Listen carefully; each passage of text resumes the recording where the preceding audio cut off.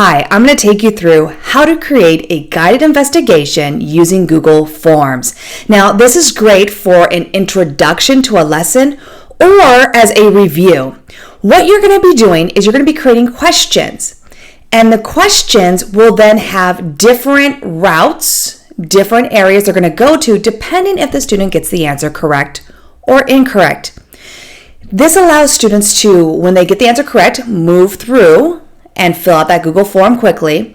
But when they do get answers incorrect, it'll take them to a help page, help them relearn the information, understand it a little better, give them some guidance, some tips, and then it forces them to go back and try again and answer the question. So this is a great way to make sure that your students are really understanding the concept, because they cannot turn in that Google form until they actually go through and answer all the questions correctly. Let's get started.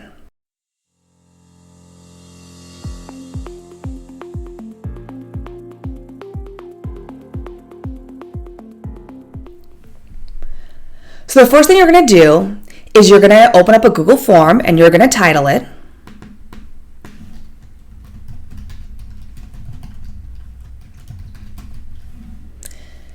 Now, before you start writing your questions, you want to create your game plan.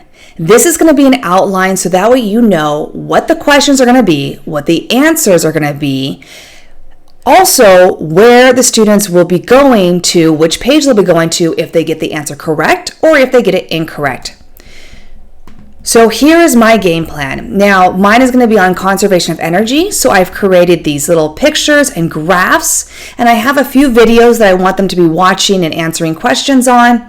And they're going to be going through and they are going to be matching the graph to the picture here and figuring out which letter matches the graph. I want to see if they understand the difference between kinetic energy, potential energy, and conservation of energy. So that's the point of this one. Now, I do have a lot of questions. I've been doing this for a while. I highly recommend the first time you do this, give your students only 3 questions, maybe 4 questions. 1, 2, 3, 1, 2, 3, 4, that's it. Make it short and simple. What you're going to do is once you have the information, you know what your questions are going to be, then go ahead and write them out. Write your question out, put the different choices in. Then what you're going to do is you're going to identify which choice is the answer, because the answer is going to go to one page while the ones that are incorrect will go to a different page. If a student gets the answer correct, they just go to the next question. If they get it incorrect though, you'll want to take them to a help page. So here I have all my help pages. It's going to be, sorry, you got the wrong answer. Here is a video. Watch the video, see what's going on. Watch the graphs.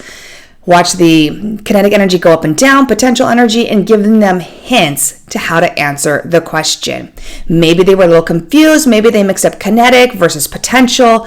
So this will give them helps. But notice it's going to take them right back to the same question. It's not going to give them a help and then move them on. They have to go back and try again. So yes, potentially a student could go back to the help page 3 times before they finally get it right.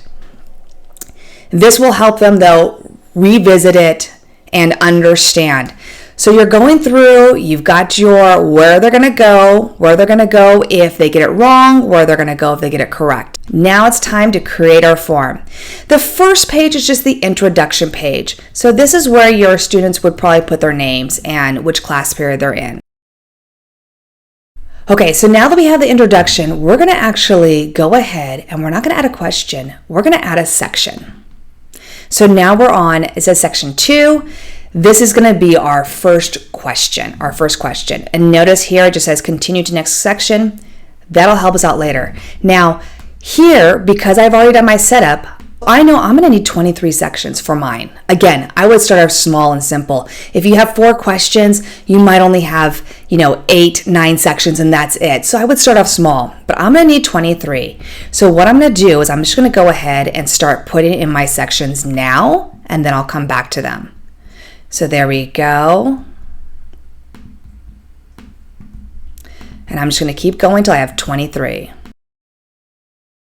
So now I have all my sections, right? Now I can put my questions in because I do want one question per section.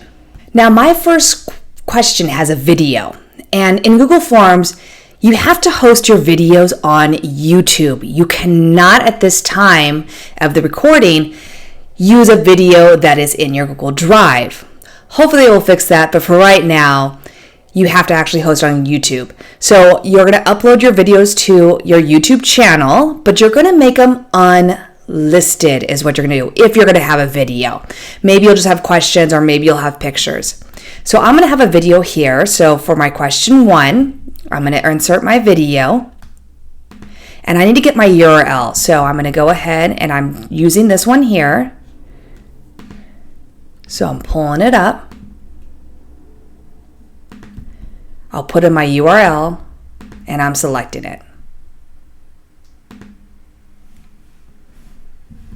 So there's my video, and this is going to say for question 1. And now I'm going to put in my question.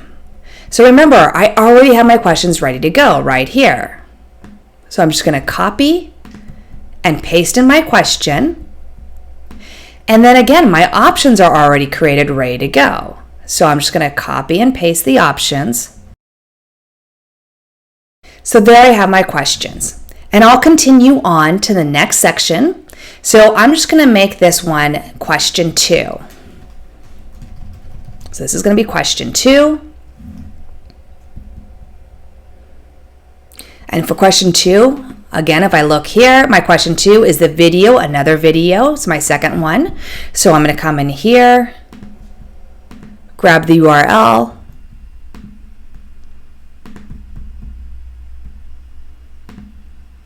put that video in,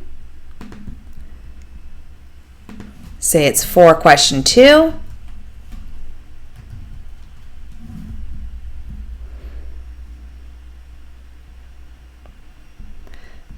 then I'll add my question. So again, all that time it took you to organize and figure things out really comes in handy now. So there I have question 2, and I'll make it required. So you're going to continue on doing your questions, then you'll put together your pages for what they're going to do if they make a mistake. So I'm going to quickly go ahead and do that, and then I'll show you the next step. Okay, so now I have everything filled out here. I have all my questions. I have all the choices. And again, the first time you're doing this, make only 3 or 4 questions. Make it easier on yourself. I think the first time I did it 3 questions, just a simple one.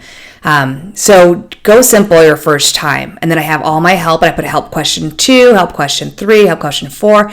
And there's a reason I've titled every single one of those, because that's going to make it easier for me to do the next part. And here's the next part. Here's what we're going to be doing. Now remember, we want the students to go in one direction if they get the answer correct, but we want them to go to a help page if they get the answer incorrect. So let's go back to question 1. And in question 1, the answer is D. So in D, I want them to go to page 2, question 2. The rest of them, I want them to go to page 12. To help them go to a certain destination, here's what you need to do. Now, first of all, make sure that I'd make sure they're all required. I always make sure that my questions are required for them to answer the questions part, not the help. You want to, not the help page part, but the questions are required. So that way they can't skip any, right? And then right here next to the required part, there's 3 dots. Click on the dots and you want to say, go to section based on answer. And here's where it goes. Now remember, we can double check, but yes, D is the correct answer. So D is where I want to send them to the next question. So here it is, question 2. For this one, I want to send them to the help sheet. So help for question 1. And all of these are going to go to help for question 1. So then I just do the exact same thing for the next one. I come here, I make it required. I click the little 3 dots, go to section based on answer.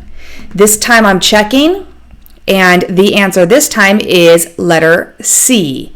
So letter C is the one that I want to say go to question 3. The rest of them are going to go to the help one for question 2.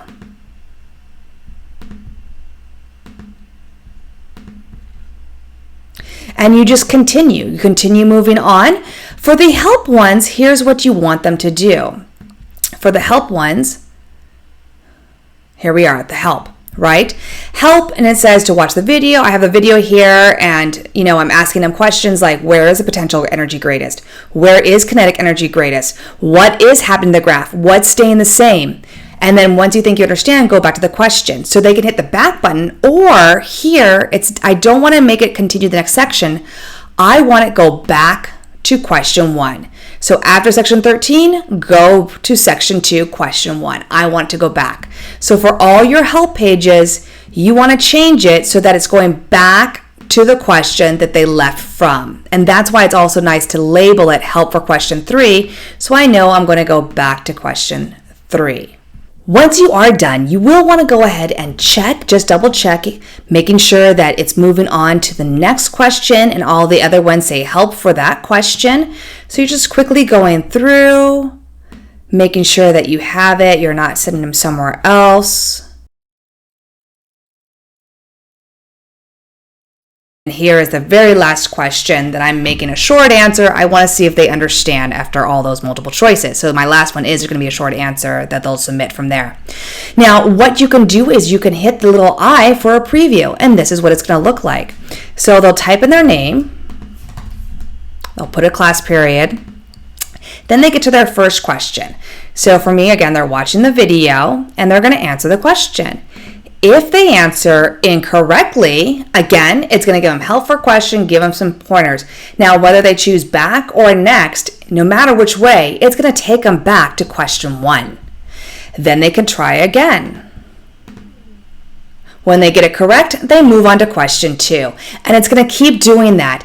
So again, this is a way for a guided investigation. I highly recommend only 3 or 4 of these type of questions when you're first getting started, just to introduce them, or maybe do it as a review where, again, if they get the answer correct, they move on to the next question. If they get it incorrect, they go to a help page that's going to help them with the question itself, and then bring them back to have them try again.